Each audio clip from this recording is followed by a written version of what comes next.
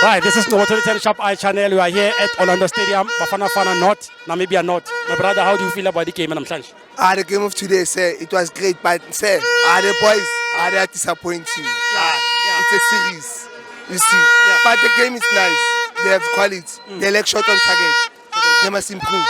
Yes, sir. But then what is the positive thing that you are taking out of this game? The positive thing is that we can hold our position. We can attack. Yes, we don't have the finish. Only the finishing. So you wanted who? Lepasa or? Yes, you see, Lepasa must be there.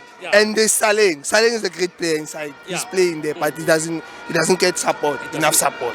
No, maybe on Tuesday he'll put Lepasa and others. Maybe about Pesitao, you know. Yes, and put them on. Yes. No, thank you very much, my brother. Thank you, sir. By the way, it's Kabelo, ne? Kabelo from Fine Town, Kabelo Kalen. Hey, tada.